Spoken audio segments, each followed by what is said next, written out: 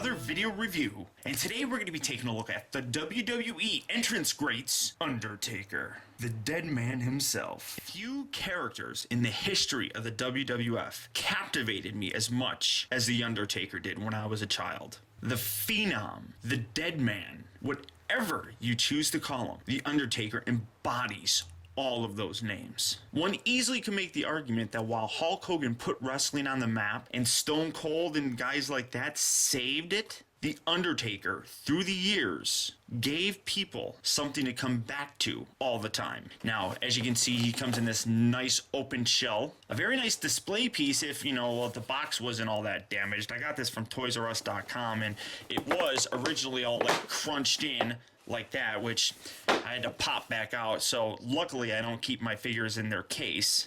You got the Try Me on the side, which plays his entrance music, and you can see the Survivor Series. And we flip around here on the back. Nice picture of him here, along with The Rock, the Dead Man right there, and of course his signature. And then you see the little bio. When the $1 Million Man, Ted DiBiase, introduced the $1 Million Team's mystery partner at Survivor Series 1990, fans had no idea they were witnessing the debut of one of the greatest superstars of all time. At 6'11", the menacing Undertaker entered the ring with an ominous scowl that intimidated even the toughest of competitors. The Dead Man went on to eliminate two members of the Dream Team in his debut match, establishing himself as an unwavering force in the WWE. Relive the Undertaker's unforgettable entrance at Survivor Series 1990 with this highly detailed figure and base featuring his theme song, Rest in Peace, and his authentic hat, trench coat, and silver tie from the famed event. It's the Undertaker. That's all I can say. This is before he was the American Badass or the Ministry of Darkness. This is when the Undertaker shined. So let's get this guy open and see how cool he actually is. As I said in the beginning, November 22nd at the Survivor Series as a heel when he was the mystery partner of Ted DiBiase's $1 Million Team. Approximately 1 minute into the match, the Undertaker eliminated Koko Beware with his finisher, the Tombstone Piledriver, and he then also eliminated Dusty Rhodes before being counted out. During this time, he actually was managed by Brother Love. Shortly after, he switched to being managed by Paul Bearer, somebody who is much more associated with the Undertaker character. When Paul Bearer was introduced, he was always seen carrying an urn from which the Undertaker was said to draw mystical powers from, reviving his strength during his matches. During his time as a heel, the Undertaker would then place his defeated opponents into body bags and carry them back to the stage area. One of the most impressive things about The Undertaker is he has an unprecedented 18-0 record at WrestleMania. He debuted at WrestleMania 7, where he beat Superfly Jimmy Snuka, and that streak has continued all the way to the most recent WrestleMania, where he defeated Shawn Michaels in a career match. Shortly after WrestleMania 7, though, he began his feud with the Ultimate Warrior, and I distinctly remember it was one of the most amazing things that I'd ever seen.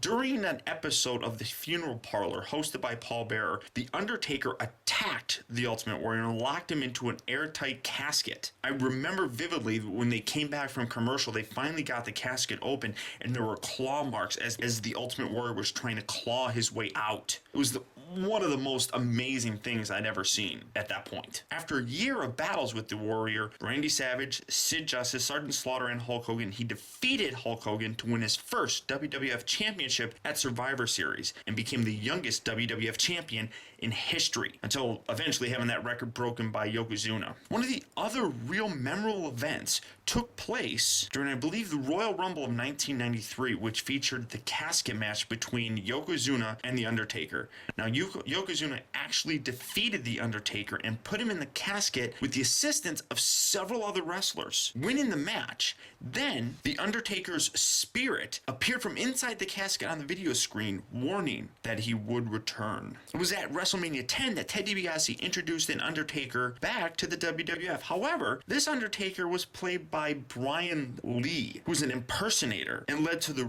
real Undertaker at SummerSlam, appearing as a new version of his original Deadman persona, replacing the gray gloves and such with purple. The real Undertaker then went on to defeat the imposter after 3 tombstone pile drivers. Throughout his entire reign, the title of world champion, 4 as the WWF/E champion, and 3 times as the world heavyweight champion. He's also been a 1-time hardcore champion and a 7-time world tag team champion, 6 times with the WWF and 1 time with the WCW. Now, as for the figure himself, he does come to us in his Survivor Series look. Just stand him right there. First, looking at the base itself, as you can see, Survivor Series. But kind of the old school looking WWF logo right up on there.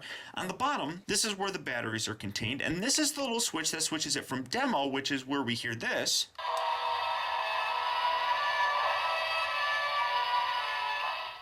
a shortened version of his entrance music, and then when you switch it here, you get the full version. Well, as full as they can fit in this.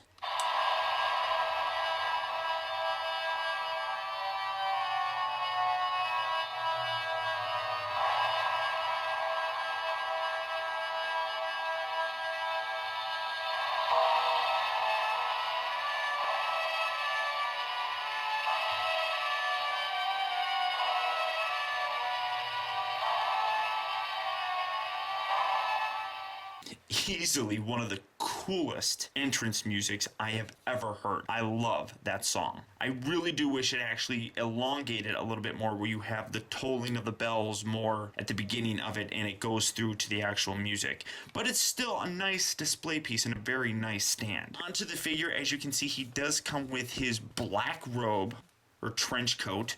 You got the silver tie, you got the black hat, and he actually wears a black shirt. All of those things are removable. First, removing the hat. Oh, that look. It's a soft rubber hat, which is, well, I mean, this is more hard, but then the actual crest around it, I suppose, is a more soft rubber, which is really a nice touch. The actual jacket feels kind of like a leather.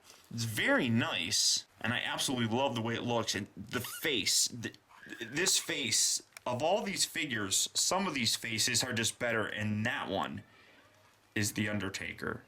Just gorgeous. You got the purple paint around the eyes, just a big open stare, the scruff on his face, just fantastic looking.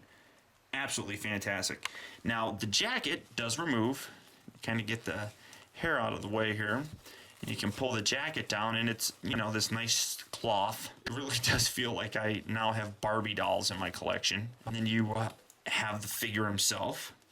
This little bit here, it's on an elastic band, so you can take that and then pull this off after you get it past this hair. And when The Undertaker debuted, this was his ring attire. This is what he wore as he wrestled. He had this nice kind of ripped up t-shirt on here. The gray boots, I suppose, which they're rubber. I don't think they can remove. Even if you could get them to remove, it'd probably be a pain in the butt to get them back on. But this is how he was dressed when he first started wrestling, wearing this nice bit. You got the nice black gloves, which actually, if I'm not mistaken, he originally wore the gray gloves, not black. He wears the black more now than anything else. But the other nice touch is you can actually remove the shirt, and in pulling that off, reveals more of a modern look to his ring attire. But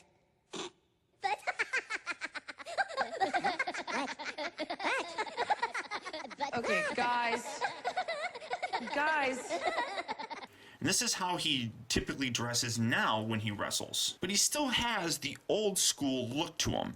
Now, in terms of articulation, these entrance grades figures are a little bit more limited than the standard figures that a lot of people are probably used to.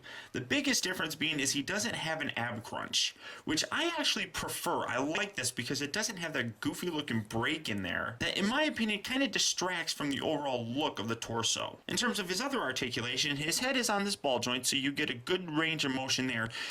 Because of his hair being longer, it does cause some problems. The arms rotate out, they rotate up.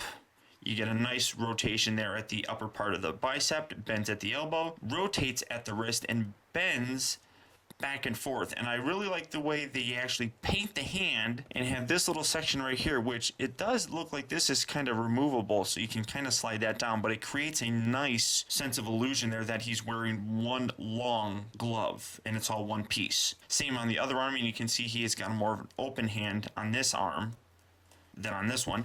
Rotates at the waist, moves back and forth at the upper part of the thigh, bends at the knee. Doesn't look like it rotates at the knee, no, but rotates at the shin, and you get a little bit of pivot here at the foot itself. So you get some nice posing with the figure. I think the other figures also have a extra joint here that allows you to take the legs and rotate them out. So that is missing on these figures. But overall, this thing is just absolutely gorgeous looking. As a display piece, it's just impressive and just so cool. As I said, The Undertaker has always been one of my absolute favorite personalities in terms of the WWF and WWE. I don't necessarily want to say that this is the definitive version of The Undertaker, but when you include the stand with this theme music, it surely is one of the best display pieces that you could possibly get for this character. And just like that, you can put the outfit back on him and have him ready to go to the next match and terrorize his opponent. This figure is a must-have if you collect these sort of things. As I said, I don't necessarily want to say this is the definitive Undertaker, but as a display piece, this thing is a must to have in your collection. So until next time, guys, I want to thank you for tuning in. This has been Optibotimus. I'll talk to you later.